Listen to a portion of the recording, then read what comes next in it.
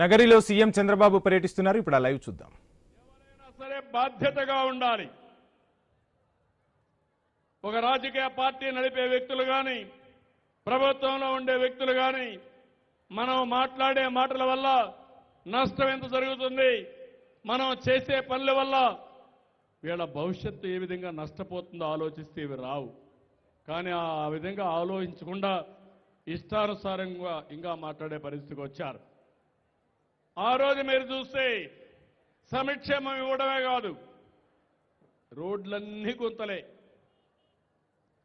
అన్ని రోడ్లు గుంతల పూడ్చామా లేదా అని మిమ్మల్ని అడుగుతున్నా.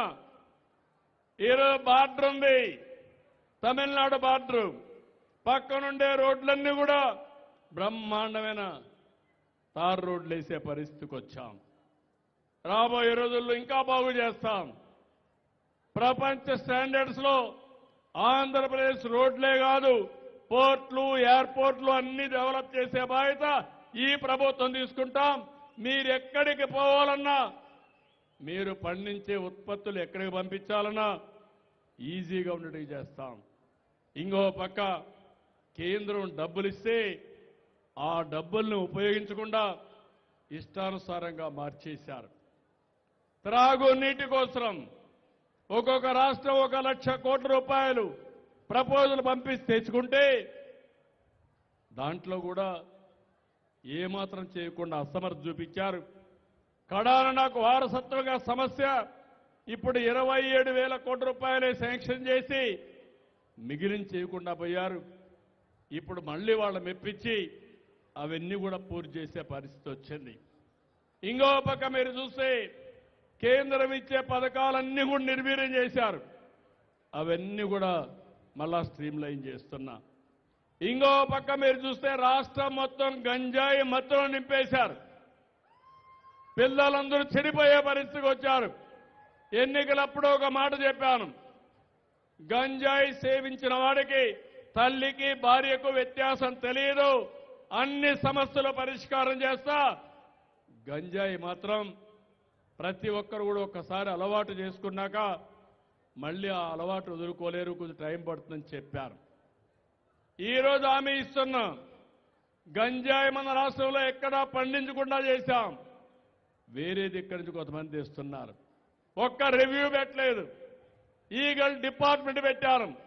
నేను మీకు ఇచ్చే మాట, గంజాయిని పూర్తిగా కంట్రోల్ చేసి గంజాయి రహిత రాష్ట్రంగా తయారయ్యే వరకు నేను మీకు అండగా ఉంటానని మరొక్కసారి హామీ ఇస్తున్నాను. ప్రభుత్వ ఉద్యోగులు వాళ్ళ సొమ్ము కూడా డైవర్ట్ చేశారు. దగ్గర 25,000 కోట్ల రూపాయలు వాళ్లకు బకాయిలు పడ్డారు. కడాన పెళ్లికి వాళ్ళ డబ్బులు వాళ్ళు డ్రా చేసుకోవాలంటే చేసుకోలేని పరిస్థితి వస్తే నేను వస్తానని ఒక విడతల వారిగా వాళ్ళ డబ్బులు కూడా వాళ్ళకి ఇచ్చే పరిస్థితికి వచ్చారు. అన్నా క్యాంటీన్ అదేం పాపం చేసిందో నాకు తెలియదు, దాన్ని కూడా రద్దు చేశారు. మళ్ళీ నేను ఈరోజు అన్ని కూడా ప్రారంభించాను. ఇవి కాకుండా ఇంకో 70 పెడుతున్నా. దగ్గర 270, 300 అన్నా క్యాంటీన్లు పెట్టి పేదవాళ్ళందరికీ అన్నం పెట్టే బాధ్యత మేము తీసుకుంటాం. శాండు, మైను, వైను అన్నిట్లో దోపిడే. కడాన వెంకటేశ్వర స్వామికి ఇచ్చే ప్రసాదం కూడా కల్తీనే, ఆ నెయ్యి కూడా కల్తీనే. ఇప్పుడు ఆయన అంటాడు నేనేదో క్రెడిట్ చోరీ చేస్తున్నానంట. అంటే ఏం మాట్లాడుతున్నారో కూడా తెలియదు, ఏం మాట్లాడినా జరిగిపోతుంది అనుకుంటున్నారు తప్ప ఒక పద్ధతి లేని రాజకీయం చేస్తున్నారు. ఈ విషయం మీరు గుర్తుపెట్టుకోవాల్సిన అవసరం ఉంది. నేను ఒకటే ఈ రాష్ట్రంలో ఉండే ప్రతి ఒక్కరిని కోరుతున్నాను, మంచికి చెడుకి వ్యత్యాసాన్ని ఎప్పటికప్పుడు నెమరేసుకోవాలి.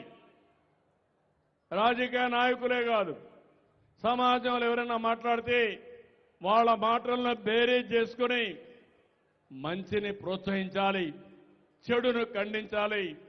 అప్పుడే సమాజంలో మంచి జరుగుతుంది, మీకు భవిష్యత్తు ఉంటుంది. మీకే కాదు మన పిల్లలకు కూడా బంగారు భవిష్యత్తు ఉంటుందని మీ అందరికీ విజ్ఞప్తి చేస్తున్నా. అందుకే నేను ఒక యజ్ఞమారిగా తీసుకున్నా, నేను స్వచ్ఛమైన ఆలోచనలే తీసుకొస్తాను. నేను ఒక ఆలోచన చేశాను మన పోయినప్పుడు దావోసుకు పోయినప్పుడు. మనలో శక్తి సామర్థ్యాలు కావాలి, చెడు మంచిని ఆలోచించాలి. అందుకని ఎప్పటికప్పుడు ఆలోచనలకి పదును పెట్టాలి. పదును పెట్టి మనం చేసే నిర్ణయం సరైన నిర్ణయమా కాదా అని మళ్ళీ మళ్ళీ ఆలోచించి ఏ సమయంలో కూడా సరైన నిర్ణయం తీసుకోగలిగితే ఈ రాష్ట్రానికి తిరుగుండదని చెప్పి కూడా నేను మీకు తెలియజేస్తున్నా. ఒకప్పుడు నేను స్కిల్లింగు, రీస్కిల్లింగు, అప్స్కిల్లింగ్ మాట్లాడేవాడిని. ఇప్పుడు నేను మాట్లాడేది థింకింగ్, రీథింకింగ్, రైట్ థింకింగ్. సమాజంలో ఒకటే ఉంటుంది మంచి, తాత్కాలికమైన ప్రయోజనాల కోసం కులము, మతము, ప్రాంతం, బంధువులని తప్పును కానీ మీరు ప్రోత్సహిస్తే, చెడు వ్యక్తులను మీరు ప్రోత్సహిస్తే అది సమాజానికి చాలా డేంజర్గా తయారవుతుంది. చాలా మంది అనుకుంటారు నేను మాట్లాడితే ఎందుకు ఈయన మాట్లాడుతున్నానని. నేను చెప్పకపోతే, మీలో చైతన్యం రాకపోతే ఈరోజు ప్రపంచంలో కొన్ని దేశాలు ఎట్లయితే నష్టపోయాయో మొన్నే మనం 5 ఏళ్లు చూశాం. ఆ 5 ఏళ్లు కూడా ఇదే మాదిరిగా పనిచేస్తుంటే ఈరోజు దక్షిణ భారతదేశంలో మనం నెంబర్ 1గా ఉండేవాళ్ళం. ఇప్పుడు లాస్ట్లో ఉన్నాం. నేను అందుకనే మిమ్మల్ని అందరినీ ఒకటే కోరుతున్నా, మీకు పదే పదే చెప్తా, చెప్పింది వినండి. నేను చెప్పింది ఏది రైట్ అయితే ఫాలో కండి. ఈ రాష్ట్రాన్ని బాగు చేసే బాధ్యత నాది, దాన్ని అమలు చేసే బాధ్యత మీ అందరిదని పిలిపిస్తున్నా. ఈరోజు టెక్నాలజీ ఉంది, ఒకే మాట చెప్పి ముగిస్తా. టెక్నాలజీ ఉంది. Technology is a game changer. ఒకప్పుడు సెల్ ఫోన్ లేవు, కనెక్టివిటీ లేదు. ఈరోజు మీకు ఏ సేవలున్నా వాట్సాప్లో నేరుగా ఇస్తున్నాం. రెండవది, ఏ పెన్షన్ ఇచ్చినా, రేషన్ ఇచ్చినా, ప్రభుత్వ సేవలు అందించినా, అన్నా క్యాంటీన్లో భోంచేసినా నేను ఎప్పటికప్పుడు అధ్యయనం చేస్తున్నా, సక్రమంగా వ్యవస్థ ఉందా లేదా అని. మీ ఇంట్లో చెత్త తీశారా లేదా, తీస్తే ఏ విధంగా తీశారని అడుగుతున్నా. ఎక్కడన్నా డబ్బులు అడుగుతున్నారా అని కూడా నేను అడిగే పరిస్థితికి వచ్చా.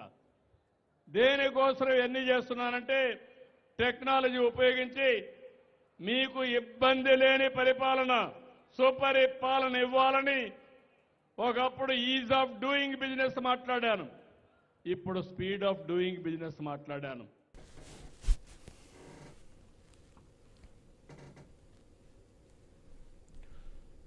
బులెటిన్లో